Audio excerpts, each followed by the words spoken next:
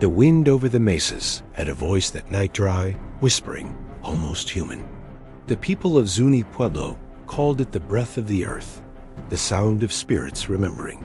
Talon Keshla never feared the wind. He was born in its song, raised on its stories. But after that night in the canyon, he swore the wind began to whisper his name. Talon was 24, a quiet guide for tourists visiting sacred Zuni sites. His grandmother had filled his childhood with warnings about the Yana ancient guardians that slept beneath the stone, protectors of something older than time.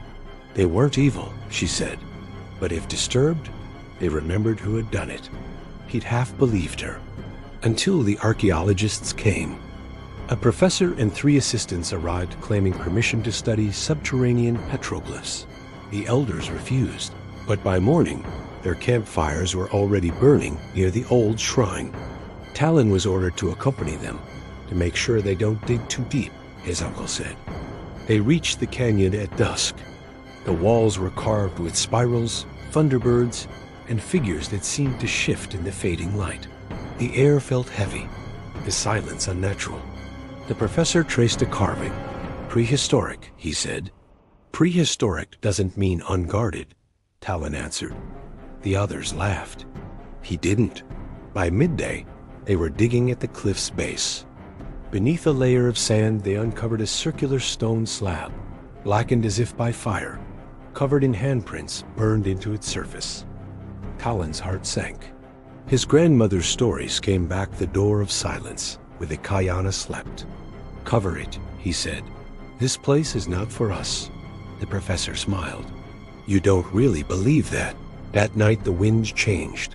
The air grew strangely warm. The insects vanished. Talon couldn't sleep. A low hum came from beneath the ground. He followed it to the slab. The sand around it was trembling. In the moonlight, the handprints seemed to glow red and then lengthen. Something brushed his ankle. He spun around, nothing there. But the prints had shifted outward, reaching. At dawn, 1 assistant was gone. They found barefoot tracks leading toward the canyon edge, and then nothing.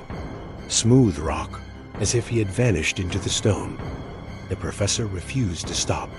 There's an opening down there, he said. We're close. That night, lightning flickered over the mesas without rain. The hum grew louder. When they lifted the slab, the air split open with a scream deep, ancient, furious. The campfire blew out. Black mist poured from the hole, colder than ice, heavier than smoke. Talon staggered back as shapes rose within it tall, shifting forms with hollow eyes. The professor screamed and ran.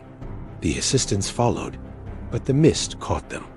Their cries were swallowed by the dark. Talon fell to his knees, chanting a prayer his grandmother had taught him.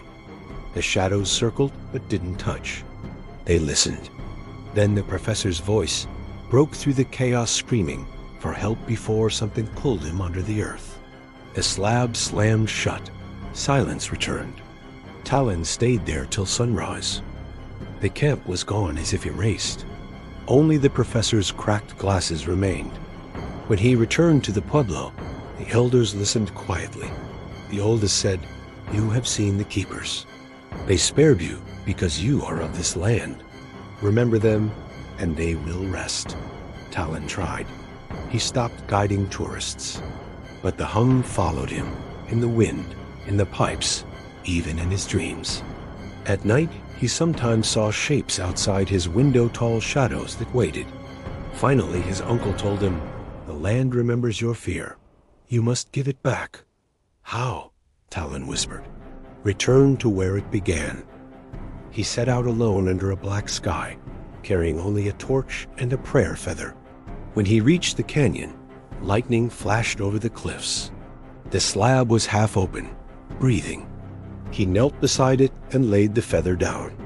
"I'm sorry," he said. "Forgive them. Forgive me." The ground pulsed. A voice, many voices rose from the darkness.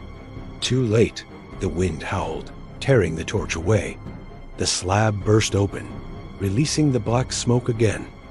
Hands reached from it, cold, endless hands. Talon screamed as they dragged him down into the earth. When the storm cleared, the canyon was silent. The slab sealed itself once more. Only the prayer feather remained, resting on smooth stone. Back in Zuni Pueblo, the people said the wind had changed. It carried a low hum now, steady and rhythmic. If you pressed your ear to the ground, you could still hear Talon's voice whispering from beneath the earth. Because the spirits of Zuni Pueblo never sleep. They wait for someone to listen again.